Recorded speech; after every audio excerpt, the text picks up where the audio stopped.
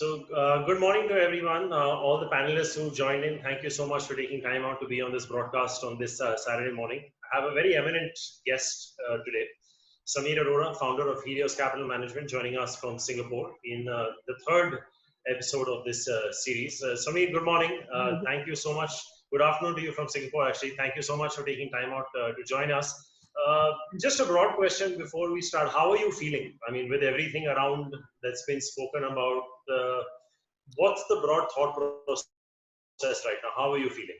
You are not talking about the market, but in general. Yes, absolutely. I'll get to the market I am later. not feeling that great. Although if you have to be in lockdown, then being in Singapore lockdown is pretty a good place. But thing is, I'm not able to travel, and I have big family in India, and mostly, and all my team is in Mumbai mostly, and Delhi and Bombay, and both those places are not doing well. The market is doing well, and on that we can be somewhat happy but equally confused. So overall, other than that, it's great because I'm reading more, I'm watching Netflix more, and even exercising for some time now. So that way it's okay. That's good. But these are not great times in any way, just because. No, fair enough. So, I mean, if I just get down to the market, it's something that's been confusing me, and a lot of my conversations that I'm having with my clients, because mathematics is a funny tool. It always depends on the denominator when you're calculating percentages. So the Nifty fell from 12.5 to 7.5, which was essentially a 40% fall. But from 7.5, it's now up to 10,200, which is a 35% rally. So where are we? I mean, I think the call at 7,500, 8,000 was far easier to go long. It takes me back to an old Ajit movie where, there was a guy taken to Ajit and they said, iske saath kya karna hai? And he said, isko liquid oxygen mein dal do. Liquid ise jeene nahi dega, oxygen ise marne nahi dega. So are we somewhere in the middle of that? I mean, how are you reading it? So, the thing is, we are happy that it's up, but we are confused as to why it is up. I don't think it should be up this much actually. Because first of all, in March when it was down, it was genuinely something new. And if somebody said that all markets go up, which we also say that, you can average and all that, but still it was something completely new. And maybe it should not have been 7,500, it should have been 8,500 for that time. But the rally, my problem is in the Indian rally is that in US, you can say that many stocks are beneficiaries of this problem. Let's say Activision Blizzard because they do gaming, or some Zoom or Netflix or Amazon because they are actually benefiting because others have gone under and they have benefited, or they are plays on work from home, blah, blah, blah. In India, we are only saying who is less badly affected. Maybe other than leave out Bharti and even Reliance, one part. But others, we are only saying who is less badly affected. So, okay, some stock is less badly affected. But why should that stock be up 30%?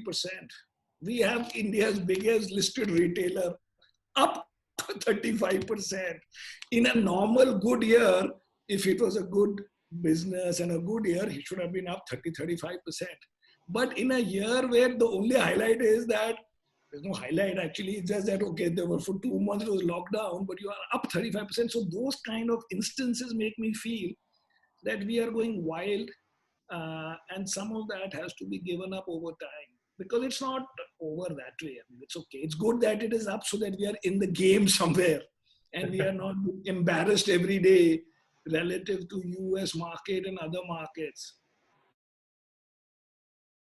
But if you look at it in individually, why are these stocks up 30%? They would have been highlighted if they were not down. That's good that you basically will blow up 1 year of earnings. So everything gets pushed back 1 year.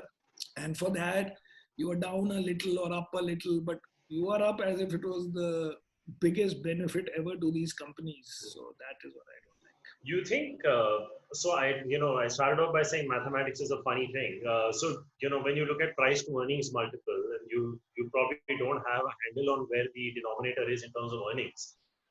Given that Q1 is virtually a write-off this year, probably Q2 as well. I mean, is the market where it is right now priced for FY22's earnings also? Yeah. They are doing it for 22. They are doing it for 22. That's what I'm saying. I'm saying that is not a problem if we say that let's for the moment, because it's difficult, write off this 2021, fiscal 21 or whatever, and then move to 22. So that's fair.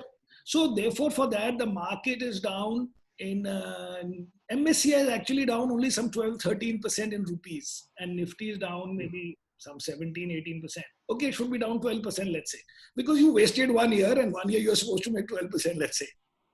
Why are you up 30% in many stocks or 20%? That is my problem. So if the stocks are down 15-20% and you postpone everything by 1 year, it's like moratorium on everything. Perfect. It's okay. Nothing wrong with it. So it's not the overall market because, some stocks you can give some story. I'm talking about the ones which stand out as being completely on the other side. And also in stocks where the valuations are, let's say in these consumer companies where the valuations are 50, 60, 70 times. You can't push back 1 year and say, doesn't matter, it'll still be 70 times that year now. Because 21 does not exist in our life anymore. We will just take the same valuations and say, no, sorry, it is now on 22 earnings. Sorry. You have to give some correction for these things. And because that has also not happened, is where there is a little bit of nervousness. Otherwise, who's unhappy? I'm very happy that it's up. Not necessarily one stock or the other, but generally the market. You mentioned telecom, Samir. Making of all the news flow around Reliance. I mean, he seems to have taken work from home to a different level altogether. I mean, each week these deals happening. I mean, overnight we had another one. As you said, it's just one piece of the puzzle that's really, been in the limelight. Retail's doing all right for it, but how does one approach a name like that? I mean, it's it had years of underperformance under ownership. So we have both of them now. The telecom one we had before also, but this deal making one we bought on the day the Facebook deal was announced. It was up 6%, and we thought it should be up more, and actually that day only it ended 10-12% up or whatever, but after that not much has happened. But broadly it is completely shifted the thing on India, that how much people have interest, and it has helped me fend off many foreign investors, even though it may not have to do with my stock market, that see how everybody is interested in India, you better not give up your interest on India and in my fund. So it has really raised the interest in India, and the fact that companies and private equity funds are doing it and doing it in a lockdown, it has truly made a big difference to India and to our market and to our saleability of our market. Oh, for sure. I think, and not just Reliance. I think, I mean, if you just look at the kind of monies India has raised, I mean, even in the week gone by with Kotak Mahindra Bank also getting lapped up, HDFC Life Insurance, I think, there is a lot going right also. I mean, but that is true. But Reliance is different because you can also talk about the investors. You see, right. Levers is bought. We don't tell a foreign investor, oh, see, Levers was bought and it came and some government guy bought it. There's no signaling value beyond the fact that there is a demand for these stocks, which also is incredible.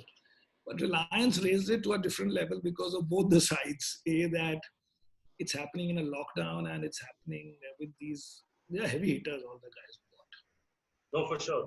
So tell me, sorry, like when you talk to foreign investors, where you are, or maybe some of your clients in the western part of the world, how are they reading what's happened in India? I mean, are they also equally shocked that the economy and the market is showing such a big disconnect, or are they starting to fall in line and say, okay, fine, this is a market now? India has rightly or wrongly got a lot of bad publicity in the last 2-3 years, and it is not easy to defend every bit of this bad publicity because some of it looked justified even to me. But still, we have to spin it. And broadly, the idea is that, look at 1.3 billion people, and these are incidents, and these are small cases and stuff like that. Even though there also you can say one policeman killed one guy, but it's become big event because of follow-on. So that now the good thing is that everywhere in the world, the policies and the leaders and all are quite similar. So you can reference other leaders and say it's all the same everywhere.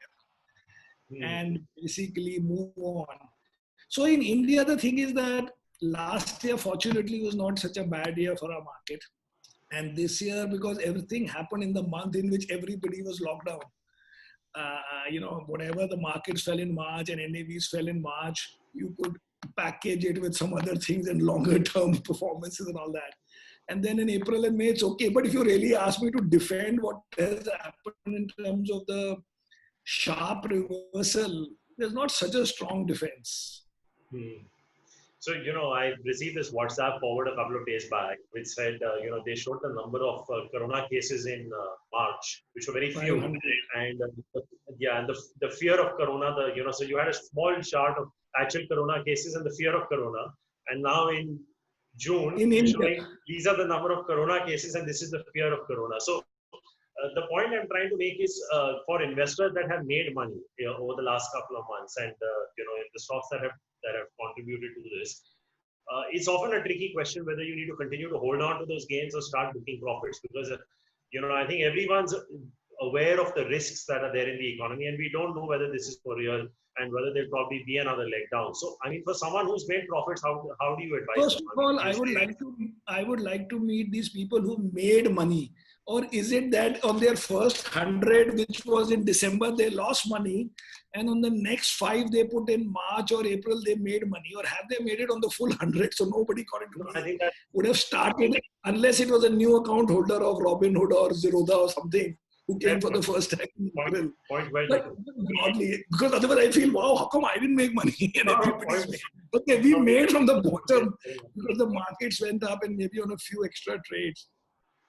But in general, I would think that my thing is simple, that if the stocks are up 20-30%, I don't like them unless you prove to me that they are beneficiaries and everybody else in their industry has gone into deep trouble and everything else. Or the market is down, say 15. If you're down 5, 10, or you're down 25, I'm okay to consider. If you're down 50, I'm also nervous as to what is wrong with you. That why are you down 50 when the whole market is down 10, 15?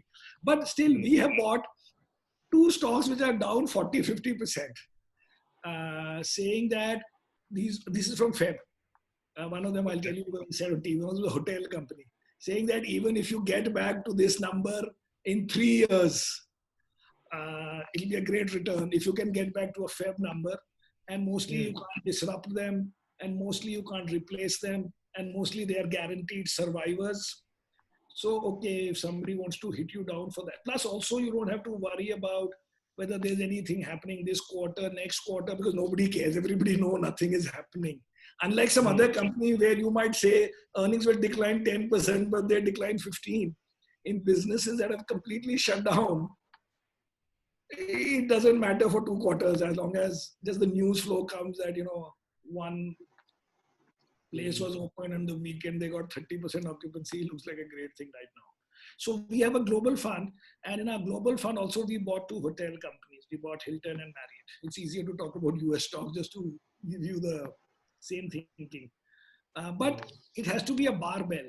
Not all stocks can be a one end that these are, in the lockdown, somebody bought more pasta to eat or something. Cannot be the story. It's very interesting that you would be starting to pick hotel stocks, because I think, we were looking at them ourselves internally, and my own analyst was sort of valuing them on an EV to ROE basis. And he felt about a week, 10 days back that they were about as cheap as they could come, factoring in the worst case scenario. So would you apply that same logic to aviation?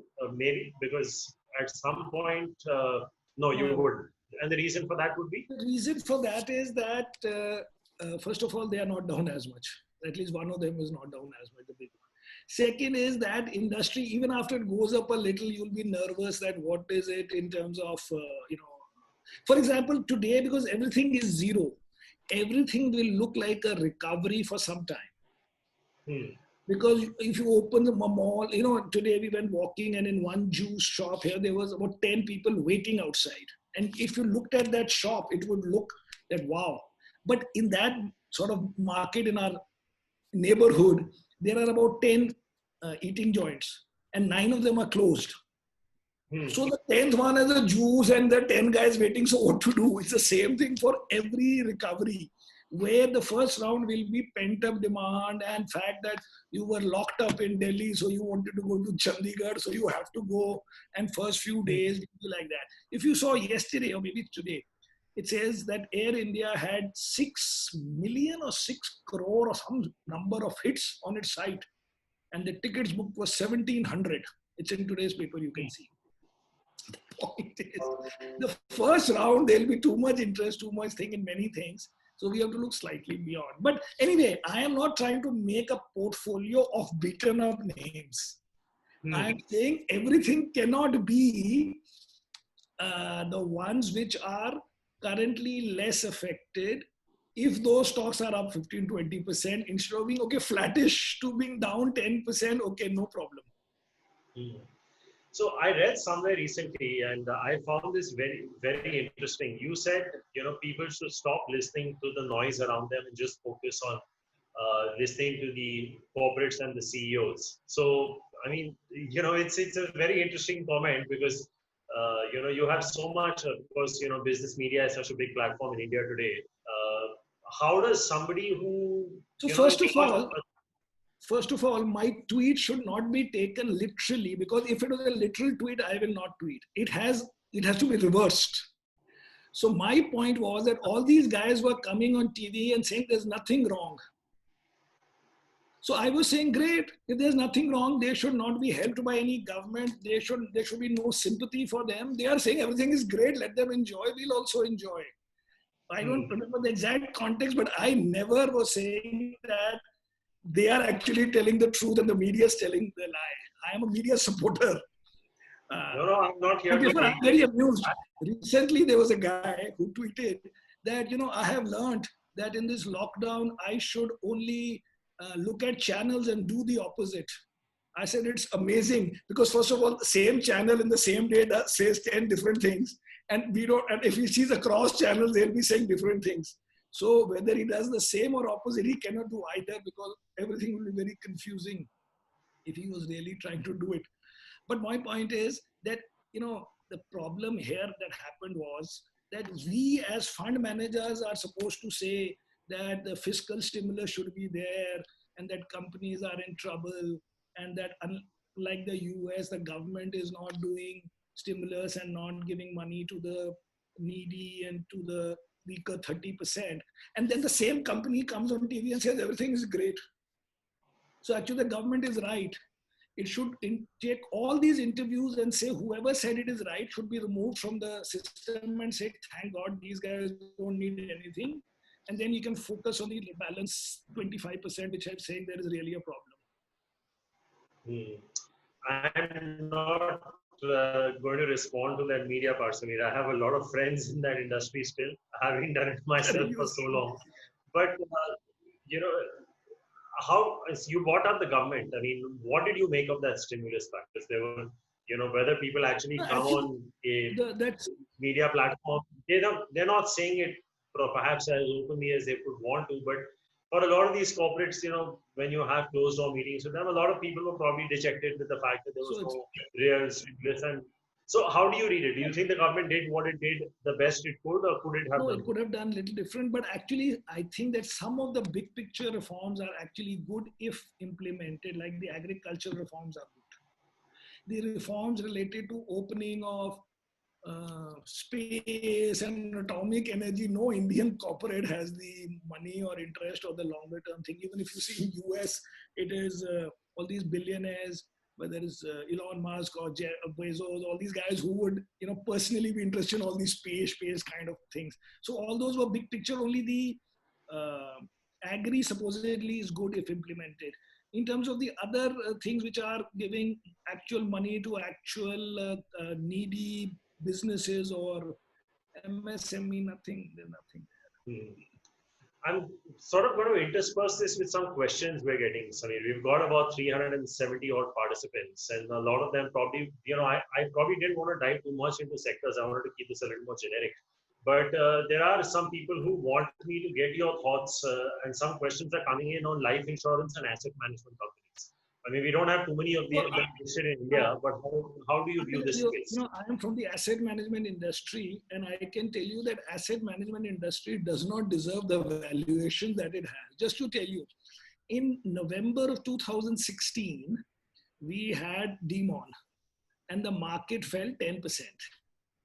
In that month alone, the top line of Helios Capital for the full year fell by 50%. So it removed 50% of my revenue. Why? Because at that time, before November, in October, the market was up, or we were up some 10-12% year to date. Okay. And on that 10 to 12%, we would have earned some management fee, and then we would have earned a 20% performance fee. Okay, so that would have given us, say, 2%. So let's say we were earning a management fee by that time, mota mati of 2%, even though 2 months were left, and a performance fee which would have come at the end of the year of another 2%. Okay, in November, our NAV and the market both fell some 8, 9, 10%. So our performance fee went to zero. Although 1 month was still left, but that month did help in recovery. So look at it. So October end, we were thinking that we'll be earning 4%. In December end, we earned 2% because we lost completely the performance fee. That is why these businesses don't get the multiples. So now you can say that, no, but these are mutual fund guys, so it's more steady and they don't earn performance fee. But the point is that when we have a market doing badly, let's say 2008, and we own HDFC Bank, so we think to ourselves, no, it's not such a bad thing. Even in this bad year, the company has earned, say, 20% earnings, and therefore, it's become cheaper. And look at it, the market has fallen, but the company is still doing well. In asset management, what happens? If the market was to fall 20%, the revenue will fall 30%. Forget about us. For us, it fell 50%. Because for them, mota mati, let's say the equity side, 20% will be straight fall. Then 10% will be fall that people will redeem, let's say. Right. So if the 30% is a revenue fall, you can cut whatever cost you want to cut. The profit will fall 50%. It's a simple maths because it is linked to the market. So it's like brokerages. Brokerages don't get high valuations because brokerages income is linked to market, and the market itself is not considered as earning a high this thing. So I am talking about this more because I'm neither long nor short. I'm only long Helios Capital Management shares. But I don't like this as a... Also, there is a big picture trend towards more ETFs. The third one is you simply go and see market cap of Alliance Capital. Just to tell you, if Alliance Capital had not sold the India business, we were at that time maybe 6 times bigger than HDFC in fund management in equity. We had 20% share, they had 1.5% share. So in theory, we could have been having that 10 to 15 to $20 billion market cap if Alliance India had not been sold. Alliance parent, or the listed company today, you can see has market cap of $2 billion. Look at Templeton, look at T. Rowe Price. All these guys are listed. Look at their market caps. They would be 1/3 of Indian market caps for managing about $1 trillion each and all that. But that would hold true for a lot of other sectors where you have global parents for comparison, Samir. For example, a parent of Unilever or a parent of... I won't say that. I agree with that. Also, the valuations of those would be far in excess of what their parents or their global parents. I agree with that. But here I have this point that in a bad market, the earnings are not defended because of the nature of the business. So that then I mean in a Nestle type or whatever, which also we don't own now, but we owned till about a month ago. So in all these stocks, you could say, oh no, he's outperforming in a bad market. That's what I'm trying to say. If you can at least say that in a bad market, when the market fell, he's a defensive and he fell 10%. These guys are not defensive. I'm talking about AMC, not others. AMC is not at all defensive in any way. And one reason for high valuation of a company is that in a bad day, it will protect you, not from a stock price falling with that, who knows, but that you'll be able to say to yourself that it's a beneficiary of this or a relative outperformer in a bad time. which cannot be the case in the names. It has to fall more in earnings because it is linked to the market. What about life insurance? So life insurance is okay, but they are also depending on the time. Sometimes we don't like guys who do too many ULIPs. But broadly, life insurance, you can say, is an under-penetrated industry, and you are still winning share and all that. So we like. So would you say that instead of, just taking off from your prognosis, instead of say directly owning an asset management company or owning a life insurance, you own the parent. So say maybe you own an HDFC Limited or something good like idea. Good idea. So you paid through that because you get the ownership and then you probably get the perfectly decent. Of course, somebody may say that this part is, a gem which is although listed in the, held by the parent, but if I'm able to directly participate in it, why not? That also, we have a mix, but we definitely like, HDFC Bank has a problem that it doesn't have valuable subsidiaries other than HDB. But two other banks have, ICICI and Kotak have valuable subsidiaries and which are doing well. Even Axis doesn't have, valuable subsidiaries. But ICICI and Kotak have. Yeah, that's also good.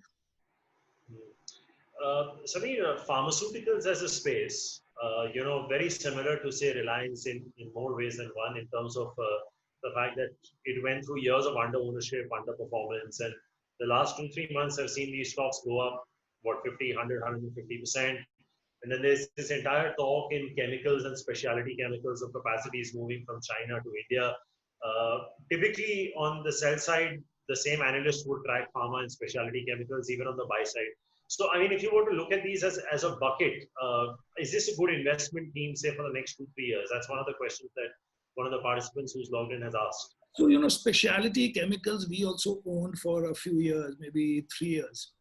But pharma, we didn't own before. We have only bought it now. So, first, let me give you my big picture, because this is an important part of how, just to give you one number only, just to dramatize the whole thing. So from 96 to now, the market is up 14 times. And if I were to put Alliance NAV and Helios NAV, only convert Helios to rupees instead of being in dollars, which it is, it would be up 200 times. And this has happened in a diversified portfolio. So my point on why pharma, I've just switched is that I just want to show you 2 slides that people have this impression because these fund managers come and say that, only 10 stocks are worth owning, or that I only will buy the top 1% of names in India, or Warren Buffett will say you are only supposed to buy 20 names in your life. It is a complete lie because they have never looked at data. So just big picture and then I'll come to the data. Let us say there are 300 companies that are in somebody's index or in your benchmark or in your universe, because there will be 200-300 companies, right? So just by definition, if the index is made of 300 companies, some 100 and 150 companies are going to do better than the average.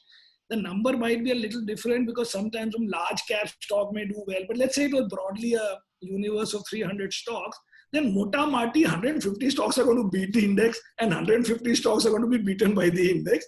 But sometimes become 120, sometimes 150 because of mid cap, large cap. So first of all, the idea that only 10 stocks do well and 20 stocks do well, and therefore I can only buy 20, that's a complete lie. You can do it over any period. So now let me show you 2 numbers and then I'll tell you pharma. Because we are shameless guys. We feel, and I'll show you the numbers, that at least 90 stocks are going to do well every year and do so well that in theory, if you could buy the 90th best stock each year, you will not beat the market by 2% or 3%. Let me show you the numbers. Let me see how to share screen. I think the option is there at the bottom. Yeah. I'm just trying to figure out. So can you see it now? Yes, it's very clear. So see this screen. So this is for each year from 2005. Why 2005? Well, you can do it for any year. We just did it because our fund started in 2005. So if you look at it, so in say 2005, the market was up 38 point, whatever, your photo is hiding my number, 38.8%. Okay. Mm-hmm. If you had the 90th best stock of that year, you would have been up 67% in the calendar year 2005. Let's take any other year, let's say calendar year 12. So 34% was the return of the NSE 500. We are talking about top 300 companies, 300 companies starting time, at the start of the period. So if in whatever year, let's say 2012, that means you would have made 53.3% if all you had was the 90th best stock of the market out of 300 stocks.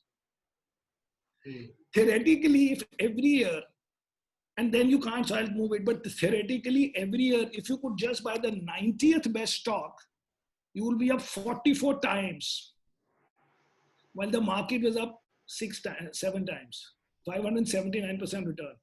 If you could buy the 30th best stock, which you can't, but these fund managers will come and say only 30 stocks do well, therefore I buy only 30 stocks, you would have been up 2,298 times. So why am I saying it? But before that, somebody will say that every year it is not possible to buy even the 90th best stock or anything above 90th. First of all, you don't know in advance which stocks will be, right? But the point is that some 35% stocks are going to do well. Let's say you did it for a 2-year period. How do I move it? 1 second. So now this is 2 years at a time. That means you say, I'll buy on January 1, 2005 and sell on 2006 December, or I'll buy on 2006 January 1, sell on 2007 and December. So if you did like that for 2 years in a row, so now you're looking at a stock with a 2-year view. As soon as you look at a stock with a 2-year where your returns will fall. But now, instead of market being up 523%, if you compound continuously, that means 2005 and 2006 has one number, then 2007 and 2008 has one number, or 2006 and 7 has one number, then 8 and 9 has one number, like that. Your return will be 20 times, 1955% return. Now somebody can say that 2 years are so difficult, so if you do it over 3 years, it'll be a little lower, but massively, massively, massively different from the index. Now with this is that once we know, and if you do it for the long term, it'll hurt your returns. If you bought a stock for a 10 to 15 year straight away, you will hurt your returns. Because if you still got only the 90th best stock, you will only make 738% versus 579%. Because no stock will do well for 15 years. First of all, you will not know which stock is the one doing well. Secondly, even the best performing stock will become a little bit normalized. So my logic in that is, so now when you tell me pharma, so before the COVID, we had 35 stocks in our portfolio. We accept that 90 stocks are going to do well, and we'll be grateful to God if our entire portfolio gave us the 90th best performing stocks return by having some stock which was higher, some lower, right? So, but we know that 90 stocks are doing well, mota mati. So there is no this thing that because I own 30 stocks on February 1st, 2020, these are only God's gift to mankind stocks.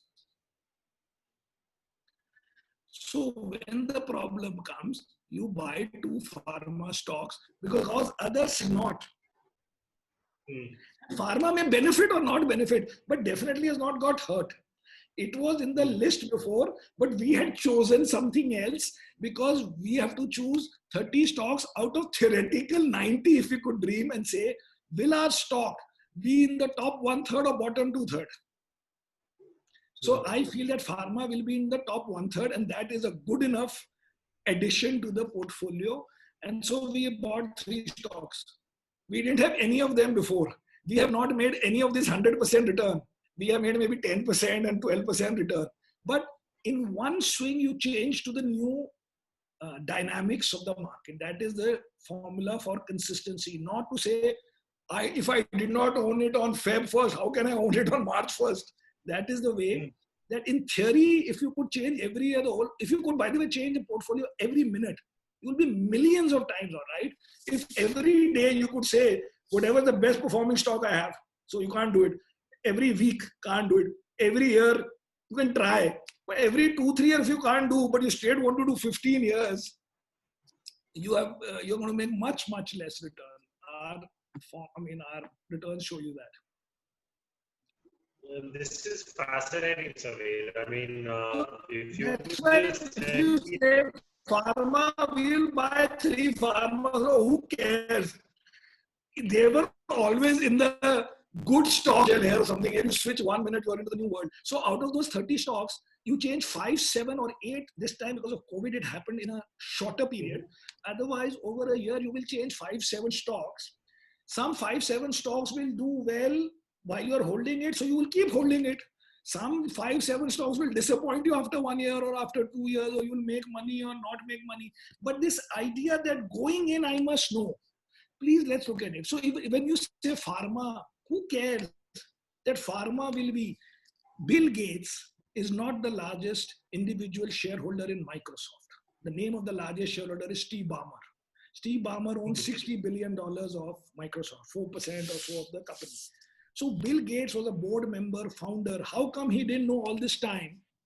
Not initially, but say in the last 4, 5 years, he was still a board member, or 6 years ago, or at least he's connected, that he should not sell his Microsoft shares and diversify, but he should let it be in Microsoft.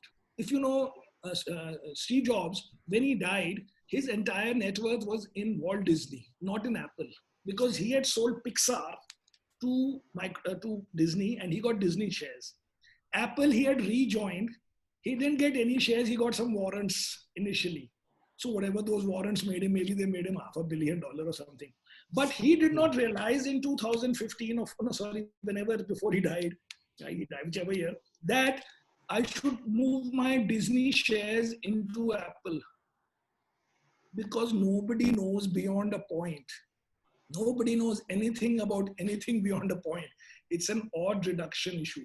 So any sector, if you can broadly say over the next 2, 3 years in absolute and in relative, it has more chances of being this side, not so much because something has changed in pharma. According to me, nothing has changed. Maybe 3 approvals they got. It is that other sectors have got badly hurt, which are sensitive to economy, which are sensitive to purchasing power, to buying, to optimism, to confidence. Otherwise, what does it mean that because somebody has COVID, he's going to get a extra heart surgery or what? No, but it's okay. We understand. So we have also moved a little bit, which is enough for us, which is 7, 8%. This is interesting, Samir. I mean, I'd request you to send me these slides No, offline. I'll share them and I'll give you credit for it. It's pretty interesting. Not sending, not sending. Not okay. Fair enough. Fair enough. So, just a little bit about yourself, Samir. You've done your BTech from IIT Delhi. You've then done IIM Calcutta.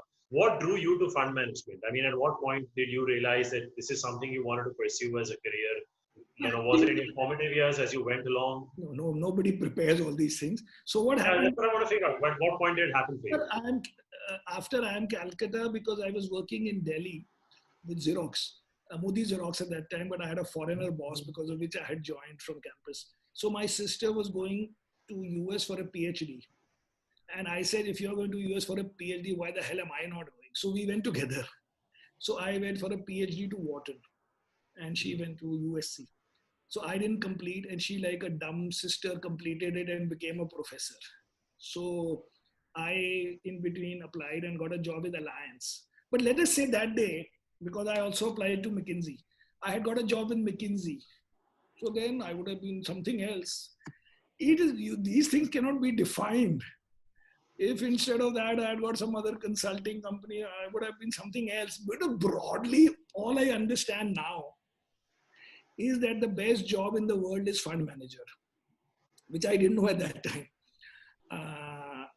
And then maybe some other jobs, but there is no job like this because it is a scalable job, which means you get 2 more customers. You just buy more shares for them, and it's a 100% flow through to the bottom line in theory. But it's not that we went out looking to be fund managers. Broadly, you wanted to be in a good job. When I look at you, and I've known you for quite some time now, you're not the quintessential image of someone who went and did an IIT, BTech, PhD. You're a very lively, happy-go-lucky person. Tell me, had fund management not happened to you, what would have happened to Samir Arora? What was your fallback plan? everything would have been okay as long as I was not a professor in some US university, which was what would have happened if I had completed my PhD properly. So the thing is, this is not to do with Wharton or IIT. This is to do with a Dilli wala Punjabi that you have a. So, since you mentioned Delhi wala Punjabi, I really did not want to take this question, but actually one of the questions is, and I'd Are you really hope related for to you to me? answer this, are you and I related? Yeah. So we are, by the way, I must say that we are not related, although I wouldn't mind.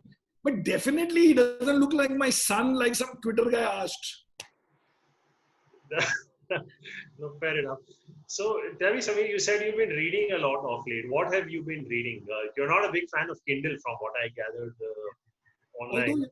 But correct. But even after tweeting that, I booked one more book on Kindle, which was this book on Deutsche Bank, what is called Dark Towers or whatever. And then I got another 2 books. So I like to keep some books in my inventory which I have not read. But basically, I read anything. But mostly these days, it is finance, business, biographies, little bit of fiction, but mostly not. But I'm telling you, reading is what has given me the confidence in life. Reading is just the best thing ever. Reading, I can connect. Half the things I do big picture, and my team does the bottom up. But my big picture comes to the same conclusion as what they will take 3 days over. Is all because of being connecting things across books and across US and Indian markets. So I like reading, and I recommend it aggressively. which are the interesting biographies you've read of late? So recently, first of all, if you want to read scary biographies, read the biography, not autobiography, but biography about Putin. And then you read about Mao Zedong. And then you read and you will change yourself as to what happens in the world. So these were, this Putin I read maybe, but these are big fat books, so they take a lot of time, maybe like, 1 month or so, slowly you have to read. But in recent days, which ones have I read? I don't know. I've tweeted on all of them. These days, whatever I read, I tweet. Okay, so if I read small books, I tweeted on the Disney guy. I've forgotten his name also, but very good book. The last CEO, who's currently the chairman. So basically, now it's all public what I read because I put it on Twitter to influence others. Any specific thing that you've done during the lockdown that you will carry forward with you once life goes back to normal? Something new that you picked up, cooking maybe? I don't know. You said you've been exercising. Have you been eating a lot more? Actually, previously I used to only walk because we live near the sea and all. So I used to walk, but now in addition to walk, I exercise for like nearly 1 hour in the morning, which is quite amazing for me.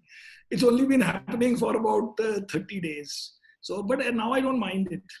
So let's see if, right now Singapore is not open, as in only 25% employees can attend office. And even there you have to have a reason. And we broadly don't have a reason to go to office, so nobody goes. So let's see. But broadly, and I liked magic.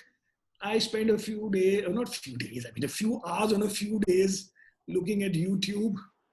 And I learned a few tricks, which unfortunately I don't have around me. Otherwise I would have shown you, but I don't have here. They're upstairs. No, I saw one of those videos and I saw one of those comments. You actually had a dice in a glass where you shook it. But those were older That ones. dice actually became smaller white dice. And somebody actually said, is that large cats falling? They're becoming small cats.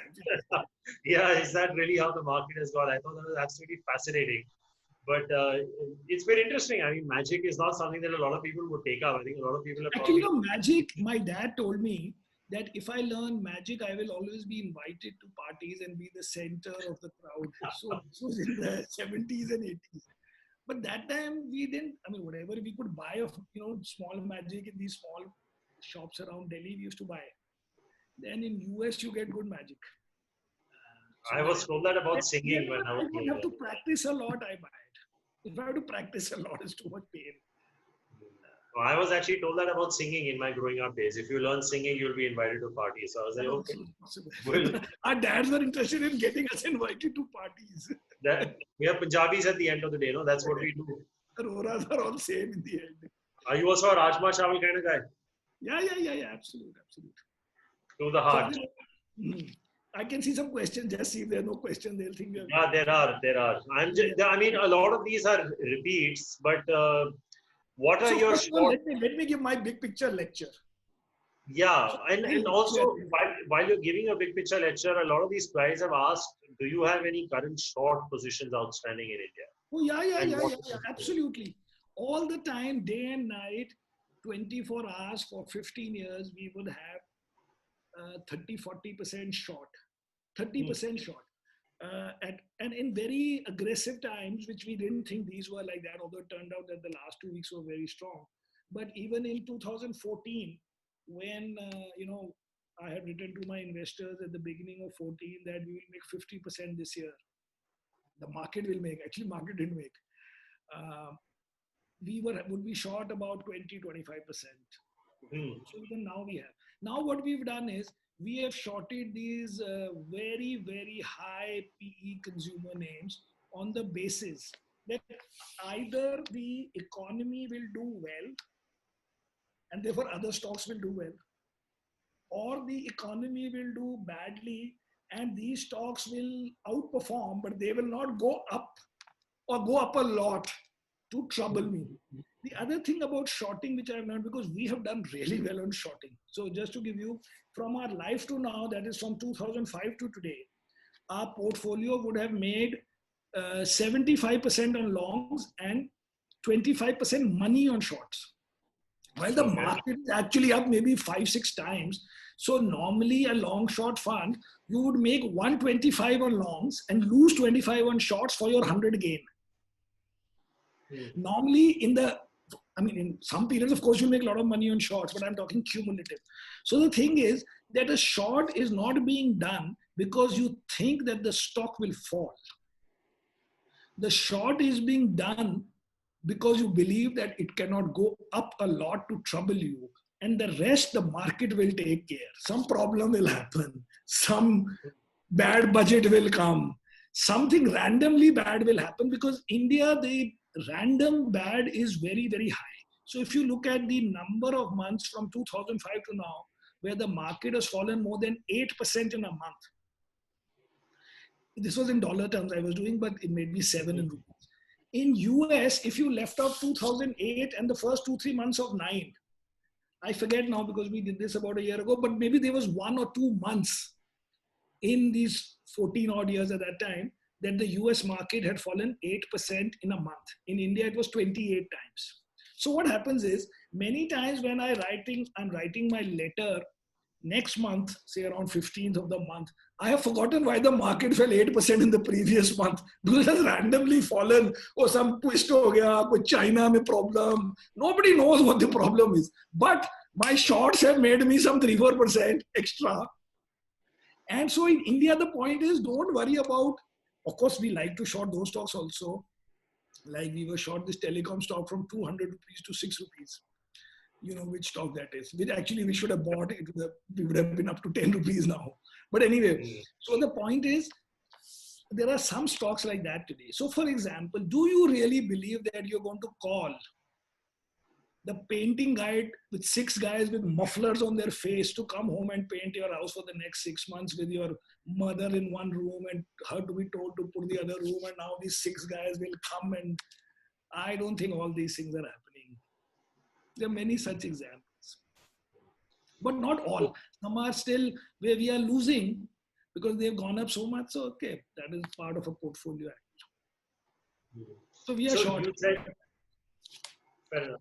So you said, you wanted to give your big picture view. So if So you were my to look big at, picture is only one thing everything because in totality. this happens on Twitter, with me only. So that's why I thought that give up this complete nonsense that concentrated portfolios make money. Concentrated portfolios make money for the guy who made money, and you only hear his story. You don't hear the story of the guys who lost out in concentration. If you look at Warren Buffett, if you look at his last 5 concentrated holdings, what if Warren Buffett was born now and started to concentrate on IBM and the Tesco and whatever else he bought recently? He would have made no money. The point is, the idea of my showing you 90 stocks was that By the time you get conviction to be concentrated, a number of years would have been wasted. So I tell this story. Oh, I bought HDFC Bank in 1995 in the IPO, and my story came in the book, and it's up 1,000 times. But what was the logic? Okay, the company is competing with government. I mean, government banks. Government banks are politically influenced at that time, and they are not even connected technologically, and you are not having whatever, and the branches are not good. But I could have used that logic at that time on 5 other banks also. It could have been used on Global Trust Bank or Times Bank or Centurion Bank or Bank of Punjab. We bought some of those also. But if you were concentrated, so the point is, this concentrated, first of all, takes too long. Secondly, you don't know which one will win. And thirdly, the stocks that do well, the company also doesn't know that it's doing well. We bought Bajaj Finance in 2011. Now, on what basis should anybody be concentrated on it? But we were willing to buy 2%. Same thing, this, I think Ramdev Agarwal also uses this, that in 2009, when we all bought Eicher was not a motorcycle story. It was a story because they had signed up with Volvo to sell, to tie up for MHCV and to make these engines for exporting to Volvo. Not 1 rupee worth of this business has happened. The business became, which nobody even asked in that meeting with them, what is this motorcycle that you have, which is technologically outdated? Everything about it is just clunker junk, and it became the biggest hit. So this lottery will come if you buy smaller positions in companies which otherwise look okay from every angle, but you don't know that these are some multi-baggers, complete nonsense that I know upfront that this stock. So I made Z 100 times in 98 and 99. From 97 December to March 2000, it went up 100 times. Okay. And I have an interview which I still have upstairs in Business Today magazine. So they said, what is your target? So the price was 100 and it was my biggest holding. I said 250. I said, let me phenko bloody, which I've learned now, ki phenko to lamba phenko, which is now the new mantra in our country. So it went up 100 times. But of course, we had to sell every day. And then it was still our number one holding in March 2000, and it fell a mere 70%. Now, to the first guy, I can say, oh, I made 100 times. What about the guy who came in March 2000 or maybe in February 2000 into my fund? For him, he saw 1 month of 5% up and then 70 down. And by the time I sold, maybe 40 down. So the point is, this concentrated is because you heard of one guy who won. The guys who lost and were never to be seen are never to be seen. So I think your point is well taken, Samir. In fact, it's just strange that you would bring up Eicher, because just yesterday I actually read a report on Eicher, which was written about 12 or 13 years back by an auto analyst who was in the sell side then, and is actually currently working with one of the top mutual funds as their auto analyst. And the point is well made about how Eicher's story changed and how it evolved over the years. And you sometimes don't know why you're buying a stock, and the story turns out to be very different. I think for Eicher, the interested ones can type and see an Eicher report I saw is available online from 2009. If they even say one word about the motorcycle or how much is the contribution. No, it doesn't. It doesn't. In fact, it's the same that it's the same. It probably might just be the same. With everything, as I was telling you, the insiders don't know. If the insiders knew, all you would do is track insider ownership. If you say that, in US, these fund managers who are activist fund managers, they buy $2 billion stake in one company. They join the boards of those companies. They change and direct the strategy of those companies. They don't outperform. Warren Buffett is owning 98 companies privately, supposedly. And his advisor is Bill Gates. Right? I mean, friend, so let's say an advisor. And Bill Gates is the biggest donor to for all these vaccines and all. Right? So what must he have told Bill Gates in March? Told Warren Buffett in March, for Warren Buffett to become so negative and say that I will sell my airlines. And he also said that if this problem really increases, even my $140 billion cash is not enough, because ultimately it's an insurance company and this is float and not free cash. But still, the point is, so deep insiders of systems of people who are funding vaccines don't know what the success would be. Otherwise, he would have told Warren Buffett that one vaccine, he's not giving inside information. It is just the tone that, a vaccine is not some inside information, whatever is his view. So the thing is, you don't know. Now, if Warren Buffett owns 98 private companies, that means he has information which, if it was a listed company, would be inside information. But in this case, it is 100% his information because not listed. But he knows what is happening to housing industry. He knows what is happening to sofa industry, carpet industry, because he has all these companies. But he could not outperform the market for the last 15 years. So what concentrated will you do when the insiders, the guys who are on these company boards don't know? So you are playing a game of risk reduction by eliminating bad, eliminating poor, eliminating super expensive, eliminating bad industry, eliminating government policy, and then you will be left and you put your bets and then you pray. You don't say, I know this company is my 10 bagger. That's my that's fair. That was my education for today. For you, not for me. I'm already educated at this point. No, that's fine. I'm always open to advice and learning. I'm still young, as we go along. So, Samir, as you wind down, you mentioned that you wanted to give you a big picture. I just want you to put it in context to the fact that we've just come off a U.S. jobs report last night, which has shocked the world. Right. President, the most powerful man of the universe, has tweeted about it over and over. So, gold has been seen as a good proxy to the market volatility in the last 3 or 4 months. It's done actually quite well. So, where do you see things heading for, and I'm going to restrict this time frame till between now and say the US election, because I think a lot is going to depend. The US election is hugely scary. Exactly. So, if you were to look at the next 5 months, how do you see the global picture evolving? You can't do like that, because in a few months, the polls might be clear. Right now, Joe Biden is 51 and Trump is 49. Right. Initial head to head. The problem with Joe Biden is that he has already announced that he will increase corporate tax rates to 28%, which are currently 21. Now, he may not do it in the end, but today he said that, right? And the second is that he will change capital gains tax to your normal income tax, which is from 20% to become 39.5%. So that will be very negative for US market. But you know what will happen to the Indian market? Because the Indians will dream, even though Trump is not putting that tax on foreign investors. So like we don't pay a tax when we invest in US. But for US, the Indian government will say, aha, the US government has increased capital gains tax to the marginal tax rate of individuals. So it is negative for India also. But what I'm saying is, so between now and then, first of all, the yesterday's job report, actually, it doesn't mean much except that it happened quickly. Because as I'm saying, if you have told people, for example, Walt Disney sent home 50,000 people. They were not fired. They were furloughed. So they were said, basically, you stay home. I don't know what the exact angle is, but basically the US government then paid for them instead of Disney.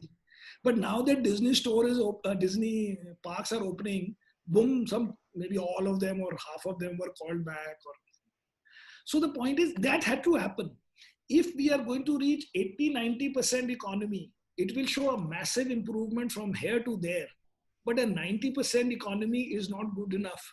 If you collect 10 installments out of 12, you can't say, see, Mota Mati, I collected 10 installments. The profit is in the 12th installment that the NBFC or lender collects. So it's the same thing. We will have massive jumps. We will have massive jumps in airline traffic. We will have massive jumps in expensive things. Because we are all frustrated and pent up, and we want to say, then why are we leaving everything for the next generation? Let's blow it up right now. And we are also going to buy some expensive things when it opens in Singapore. But after that 1 minute, what? It cannot go back to 100 so easily. Cannot go back. So 90, suppose it goes to 90, so of the things will disappear from the face of this earth, sir, because they are not able to afford a 10% lower revenue or a 5% lower revenue. So it is not straightforward. But the problem with the US election, what you are saying is that even though now everybody is talking, even I am reading, but in our fund also, we have 97% invested in our global fund, of which 70 is in US. So वो सब खींचते रहते हैं, but it's not very easy because you may say that you will not know till the election what happens because it will be very close. But nervousness will increase. I don't think the stock market will like Joe Biden. In the end, this tax reversal may not happen because of whatever the Congress में कौन है, Senate में कौन है, all that. But we'll see how it happens. It's not easy. Gold? Huh? Would you buy gold? So we in our the same fund, we have bought 3% gold. Okay. Through an ETF, GLD. But personally, I don't buy gold. Gold, हम stock market के लोग हैं, so we don't buy. But in that fund, for the heck of it, but 3%, what will you do? It's not going to change anybody's life. But we bought 3% randomly. Fair enough. Samir, final thought since you said, and I found this interesting because I've been reading a lot of late as well. What's the best book you've ever read? I mean, something that if you were to leave me with saying, go buy it today.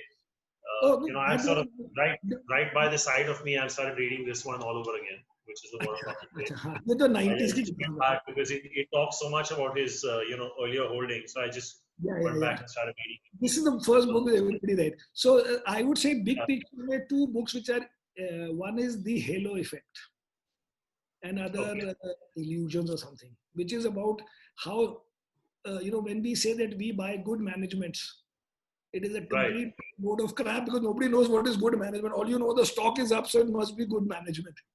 So it's called The Halo Effect. Otherwise, a real book which I like for everybody is Fooled by Randomness. The role of chance in markets and in life, which in India would mean luck. Wahan pe they call it random. Yahan pe we might call it stars or something, but basically it is random. So these are books. Other books on Twitter you can find. But these are standard. Well, the standard means big picture records of any time. Then otherwise it depends on what you read recently. But every book that I read, for those 10 days, I'm influenced by that book. Then I forget and move on to the next book. But some books remain and, someday unka kaam aata hai kind of thing. This is, I think, the longest conversation you and I have had in a while. I think the last time we spoke this long was when I was probably pitching McDonald's to you in your office in Singapore. I think I don't know if you remember that, and we had the management with us as well. It was an interesting conversation.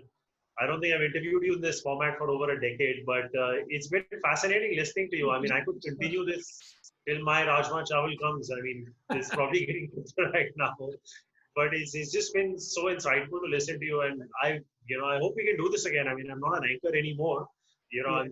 I'm doing this because we're all sitting at home, but I hope you enjoyed it. I mean, it's very much. I like it. I like to give free lectures. And we love, as Indians, we love anything free. We'll consume it. So thank you guys. Thank you everybody. Thank you so much, Samir. Stay safe. Good speaking with you. Thank you so much. Cheers.